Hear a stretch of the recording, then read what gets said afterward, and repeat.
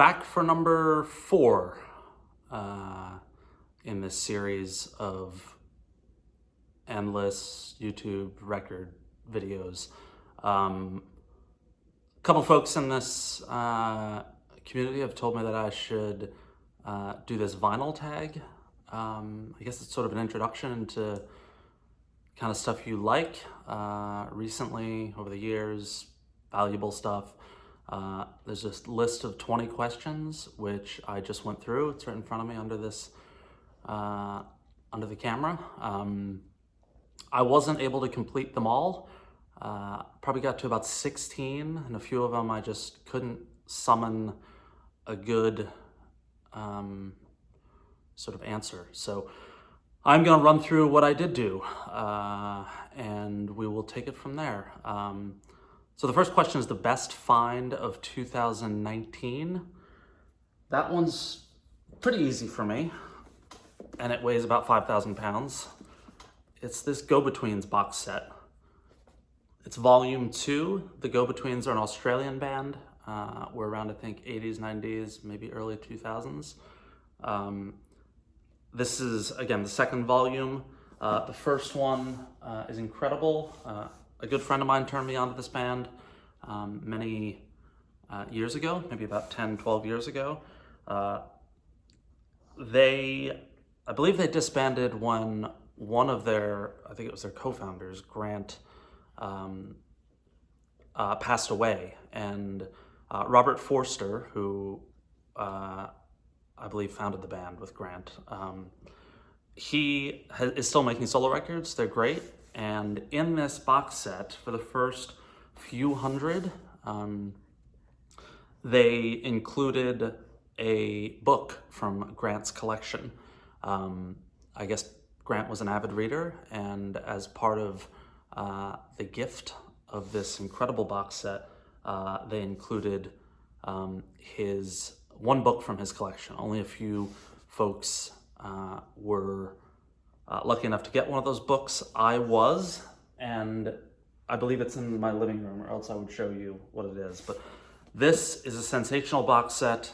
Both are incredible. They're put out by Domino, which Domino just consistently puts out great music and reissues. It's one of the most valuable. The two of them, I think on Discogs are a couple $100, $300-400. Because they didn't press many and they're so beautifully packaged. So that's my favorite find of 2019. Next is my favorite record of 2019, and it's not really close. It's the Purple Mountains record, self-titled. There's David Berman, formerly of the Silver Jews, who, you know, you look at the sort of godfathers of indie rock, Berman is right there, maybe atop the heap. He was close with the folks from Preband. They did some stuff together. I think he and Malcolmus went to UVA together. This is a sensational record. Sorry, dog's getting up. One of, if I look back at the 2000s, this is in the top 5, maybe the top 2, might be the best. A remarkable comeback. Berman went into, he was sort of quiet for a good decade, and then put out this Purple Mountains record.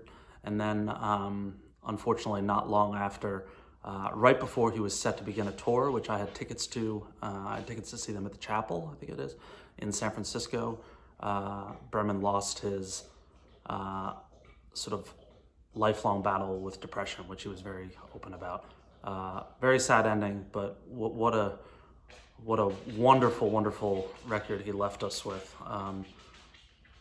My friends and I talked about this record all year, almost every day.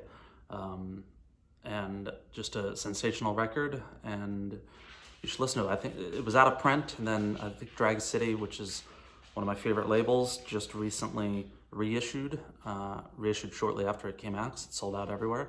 I was in the record store yesterday and I saw a copy, so it looks like new copies can be had. Great record. Novelty Record. I don't really know what that means, but I'm gonna just show a record that most people would probably have a quizzical look about the fact that I love this record, but I do. It's a Jimmy Buffett record. Jimmy Buffett's A1A. I think this came out 1974, so right after I was born. I listened to this a lot in high school. I referenced records that were important to me in high school, and I was going to pass over that. This would have been near the top. This and probably Steely Dan's Can't Buy a Thrill. My friend George, he and I used to listen to this record in his Nissan when we would drive up and down the Jersey Shore, going to shows, going to the beach. I still listen to this record. It really is a great record. So many good songs. Door Number 3, Dallas, Presents to Send You, Stories We Could Tell. Migration is probably in my top 50 songs ever. Give it a shot. Jimmy Buffett, A1A. A fantastic, fun, and really strong record. My friend Bob's going to be psyched that I referenced this. The next one is an album cover that pays homage to another cover. Sort of struggled with this one, but I came up with Harry Nilsson's Schmilko, or Schmilson. I just gave away what I'm doing here. Schmilson and Wilco's Schmilko. The covers aren't paying homage to each other, but the concept is. Wilco, I guess, went through after a long list of very serious, beautiful records. I guess they were trying to get playful. They put out Star Wars when one of the big Star Wars movies came out, and then they released Schmilko, which they said they were just trying to have fun. And I guess they did. They were. So yeah, just doing a lot of this. Schmilko and Schmilson, son of Schmilson. Yeah. Whoops, my little list fell here. Here we go. B-side is also a Wilco reference. This is the 45 for Songs for Slim, which was a series of 45s that New West put out when Slim Dunlap, formerly of the Replacements, suffered a stroke. They created a fundraiser by releasing these 45s with a bunch of great acts. As you can see, they're signed. I have maybe all but one. This one is Lucero and Jeff Tweedy, of course, of Wilco. There's Jeff's signature, somebody from Lucero, other guys from Lucero, or folks from Lucero. The B-side is a song called Ballad of the Opening Band, which Jeff Tweedy covers. They all cover Slim Dunlap songs. And this, it's spectacular. I've been using that word a lot. It's a great song. It came on when I was listening to Apple Music radio yesterday. It came on. It's just a beautiful, beautiful track. These 45s are some of my most treasured records, these songs for Slim. So it was for a good cause, raised a lot of money for Slim. And it's worth checking out. Just look up Songs for Slim. You'll see many, maybe 10 to 20 tracks in total. But Ballad of the Opening Band, great B-side. Something Funky. Don't really listen to funk music. What's that, like George Clinton? I don't know. That's not a genre that I know very well. So I just picked up something that's sort of was a random purchase for me that was my buddy Travis, who I used to work with, who is a very good friend of mine, has incredible taste in music. He and I went to a record store, this maybe about 2 years ago. We were looking through the jazz section. He knows a lot about jazz. I don't know much. And he pointed to a record and just said, you should buy this. I did, and I absolutely love it. It's this Alice Coltrane record, Journey, and I'm going to leave that for you to read backwards. This is a great, great record. I listen to it probably once a month. It's a beautiful, beautiful record. I think I have a lot of John Coltrane records, and this is a great addition to my sort of growing jazz collection, which jazz is a genre that has taken me a long time, but is finally starting to hit a little bit. And this is one of my favorites. Just a phenomenal record. I believe it was reissued. Worth checking out. Thank you to my pal Travis. Every record he recommends to me, which includes a lot of Grateful Dead live shows, are all great. Next. This looks like weird, I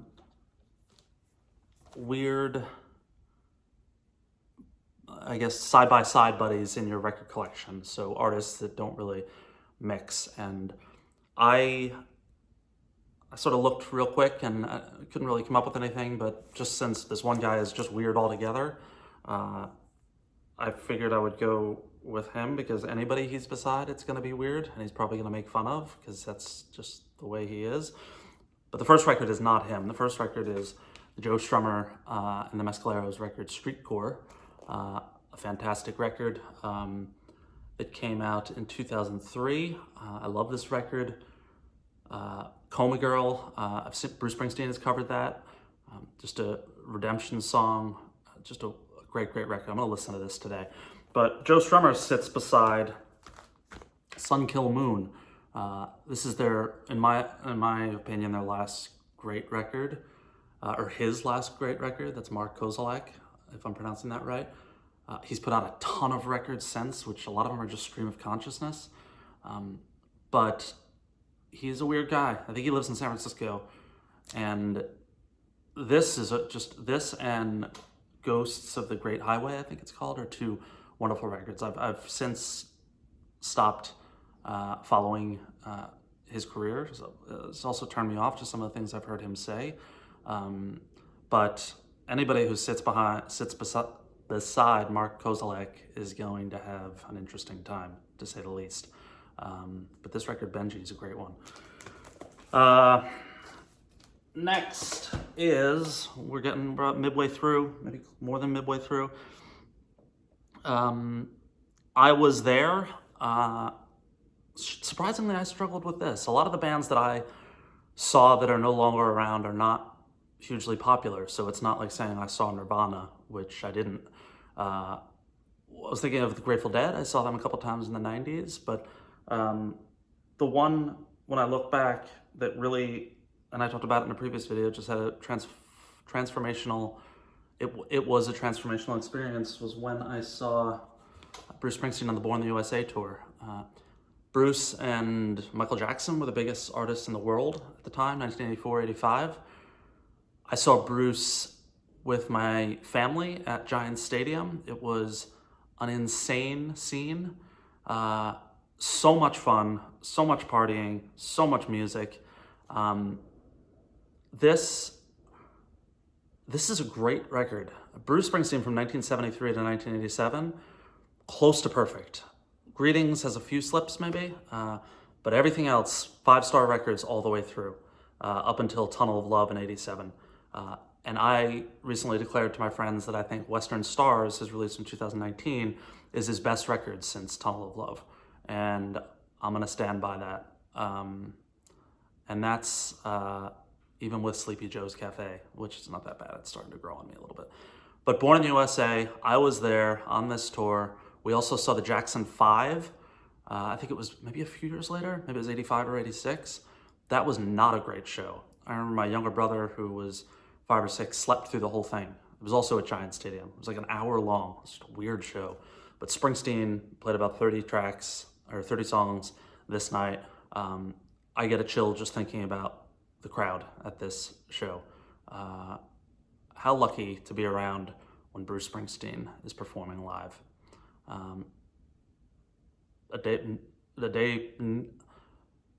Not many days pass without me feeling gratitude that I got to see Bruce many, many times, and hopefully many more to come.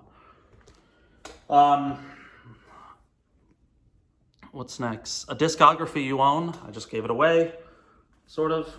I own everything that Springsteen has put out on CD and vinyl.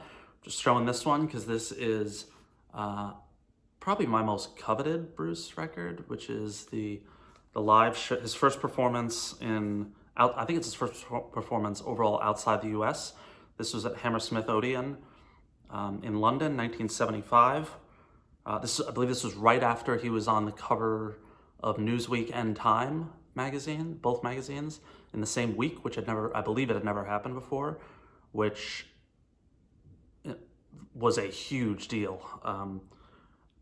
This is probably my favorite live album ever, along with the Sam Cooke Live at Harlem record, a couple others. But this one, the Thunder Road on this is just unbelievable. It goes into 10th Avenue Freeze Out, Spirit in the Night.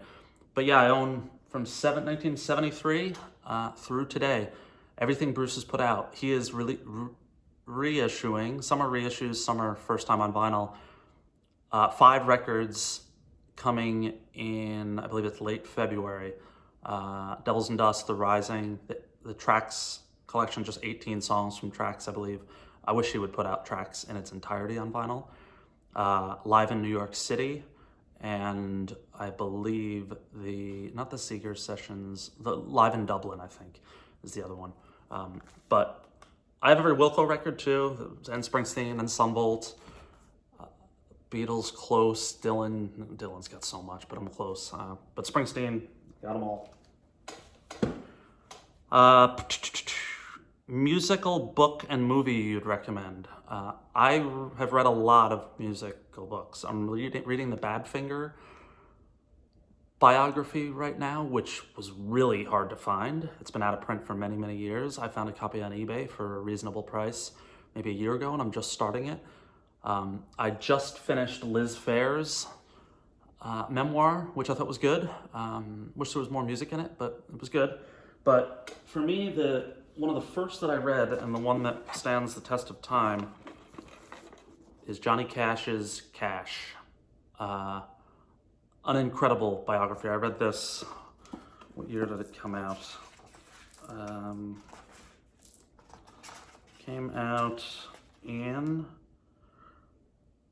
1997. I think I read right after it came out, maybe 98 or 99. I love this book. I love Johnny Cash.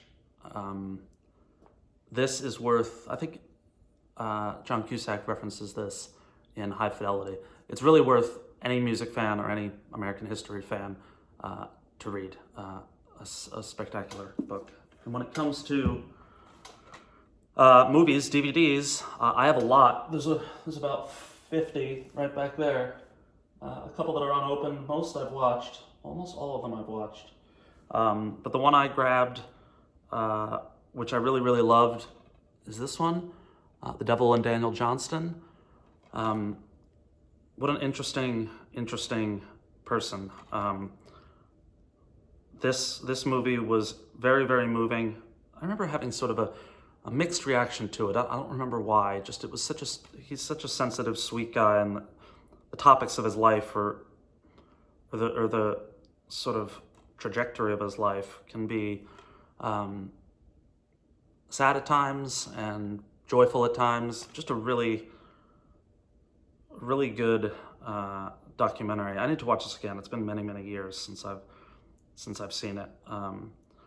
But he actually, one of his last, maybe it is his last performance in 2017 with the Tweedy band backing him, I believe it's in Chicago, is being released next week on vinyl.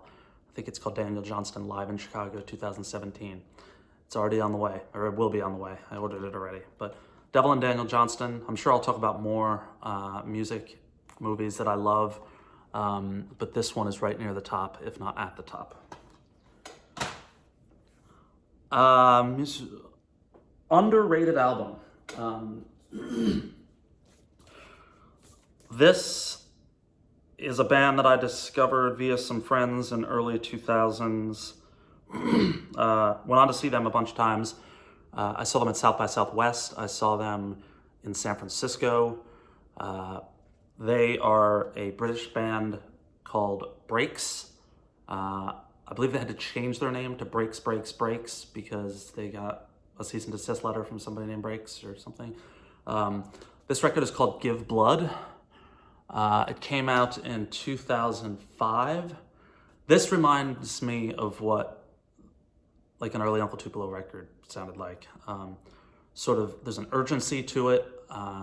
There's sort of a really deep sort of punk rock feel, but also beautiful songs. They have a song about Dick Cheney that is like 30 seconds long. And I remember them playing that live and the place just going crazy. I remember seeing, I was right in front of the band when I saw them at South by Southwest. So this must have been right after this came out, maybe 2006, 2007.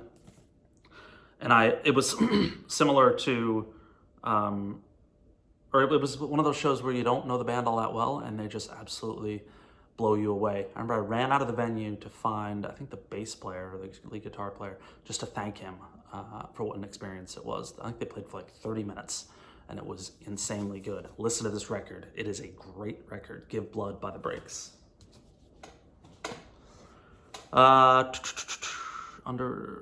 Consistently makes good albums. I know I keep bringing this dude up, but Jeff Tweedy. I was talking to a friend of mine in New York. I think my friend Paula Villanueva took that photo, back cover of the Tweedy record with his son. Jeff Tweedy's now been making, let's get some good shots in there. Jeff Tweedy's been making records for 30 years, since 1990's No Depression, and maybe one or two are not 4 stars and above. Everything else, and I'm not going to say what they are. Okay, I will. Schmilko, and I think Star Wars is really growing on me. Schmilko may be the only Wilco record that I would say is below a B. Maybe it's a C+. There's some good songs on there, but it's a little bit uneven. But everything else, whether it's Uncle Tupelo, Wilco, Solo, even with Golden Smog and Lucifer, just one great record after another. The 2 Jeff Tweedy records, solo records from last year, I think are fantastic. There was one in 18 and one in 19. I can't remember, Warm and Warmer. I think he, more than probably any artist that I listen to, is just always great. Springsteen had Human Touch. That's not a good record. Although the title track is great. Now I want to hear the title track, Human Touch, which is a really good song, but just the rest is, not awesome. But Jeff Tweedy, consistently for 30 years, putting out great records. An album you bought cheap that is now worth some bucks would be this, the first Big Star record. They will come up quite a bit in any videos that I do. They actually just reissued this week, I think on Rough Trade, this record and the second record on 180 gram vinyl. They're both on the way. Those are records I must have. But I bought this, if memory serves, my brother and I were at a record store in central New Jersey, a random record store. I know there's a couple good ones in or around Princeton, but this was not that. My brother told me about Big Star, and I went through the bins, and he saw this, and he said, you should get that. By all accounts, and I've looked through this top to bottom, this is an original Ardent Records 1972 pressing, which I believe is, so I bought it for I think $6.99, maybe $5.99, $5.99, and it's somewhere in the $200 to $300 range, maybe $150 to $300. I can't remember depending on quality, but this one's in really good shape. I'll never sell it unless I have to, but this record is so good, and thanks to my brother for leading me to it. I believe this is the finale. Again, I think I got through about 15 of 20, maybe 16. An album that's turning 20 this year. Richard Buckner's The Hill. This was finally put out on vinyl by Merge a few years ago. Most of Buckner's records are on Merge. This Buckner, which I think, the next question was, tell us about a trilogy of albums, so I think I can merge these together. Buckner, let's make it 4 in a row, had His first record, Bloomed, followed by Devotion and Doubt, followed by Sense, followed by The Hill. 4 fantastic records in a row. And this one, which is based on a book, the Spoon River Anthology. Yeah, that's it. He wrote these songs based on the Spoon River Anthology, which was written by Edgar Lee Masters, which I own and I've read most of. These are biographical songs of, I believe it's people, let's put this back later. I believe it's people speaking from the grave, so really upbeat stuff. But the songs and the music to this are just sensational. He originally put this out as 1 track on CD. Thankfully, in the reissues, they broke up the tracks because I do like to sort of bounce around. But he initially wanted it to be listened to as 1 full track. But this is a 5-star record. Richard Buckner, The Hill, listen to everything by Richard Buckner. 26 minutes this took. Hope you enjoyed it and hope you have a good week. Take care.